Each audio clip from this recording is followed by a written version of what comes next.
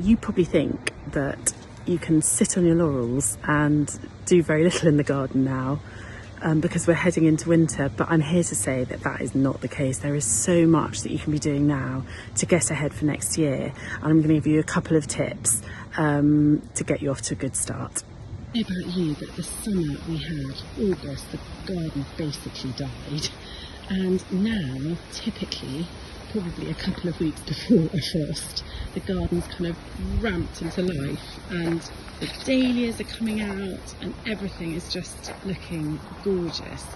I'm so pleased. I mean, my dahlias are so late this year, but they are all looking beautiful now.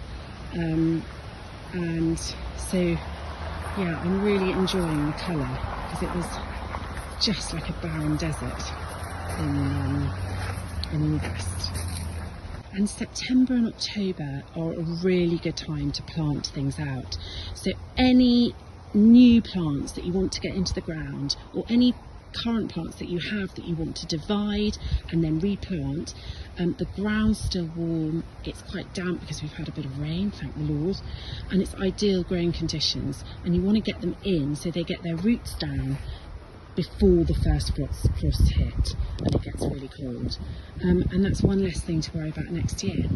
Plants that you might want to think about dividing now are things like Nepeta.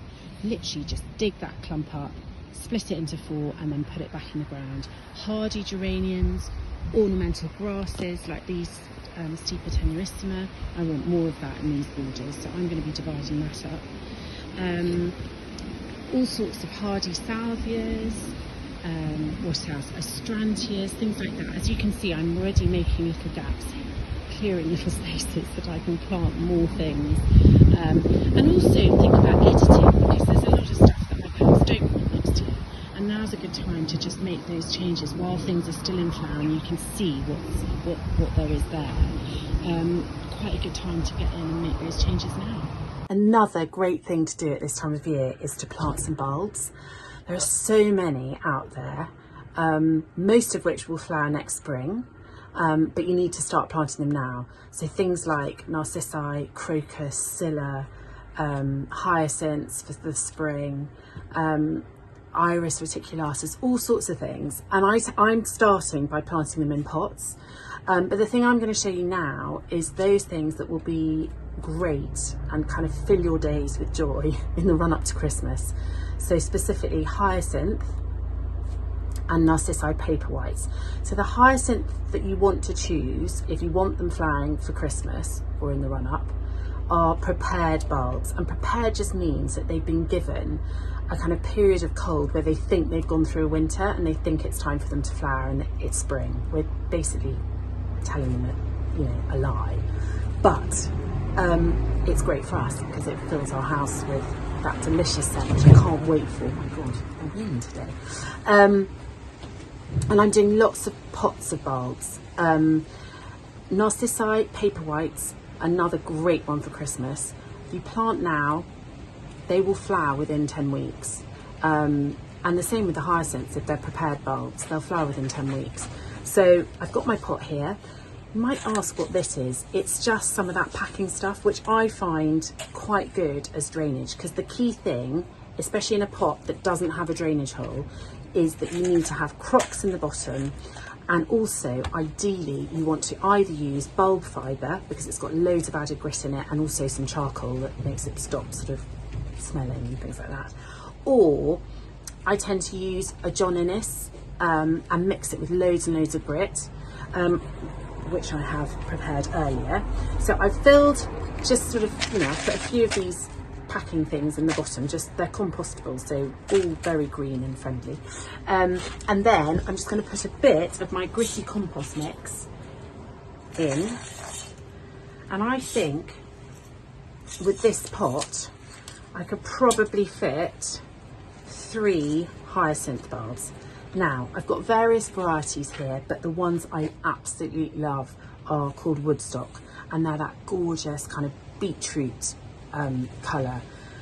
Really lovely at Christmas. I absolutely love them. Make sure you wear gloves when you handle hyacinths, because they tend to go into the skin and it's not very nice. I really react to them, so I have to put on my little pink gloves. And then you've got the hyacinth bulb there. That's the pointy tip, needs to be up, and there's the root. And literally, can you see that? I'm literally just going to put one there, press it down, one there, and one there. Ideally, you don't want them touching because it just increases the chance of infection and fungus and rotting and things like that.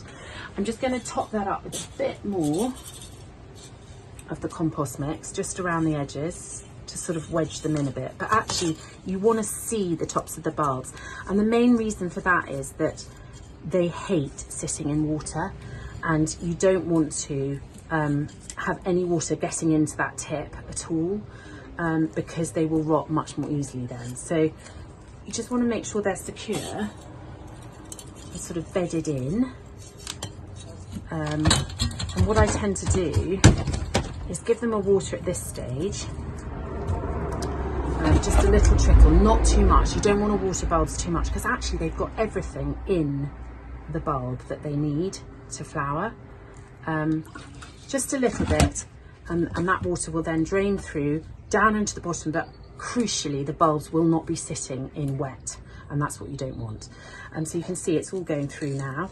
And then what I'm going to do is I've got some moss which I'm in the garden, which I just need to go and gather, and I'm going to top that with moss, and I might stick a few twigs in, silver birch or hazel or something, just to make it look pretty, and put this somewhere cold and dark for about 6 to 8 weeks, so that they really get their roots down, and that ensures that they flower properly. If you keep them outside in an exposed area with rain and wind and frost and light, then they'll come into leaf far too quickly, and they won't produce the flowers that you want. So it's a good idea to keep them cold and dark. I'm just going to put mine in a shed down the end. Some people put them under the bed if it's cold in your bedroom, or in a cupboard, and just leave them there for about 6 to 8 weeks, and then bring them into the warm, and you will find that they burst into life and flower, and you'll have scented blooms just before Christmas. I mean, what are we now?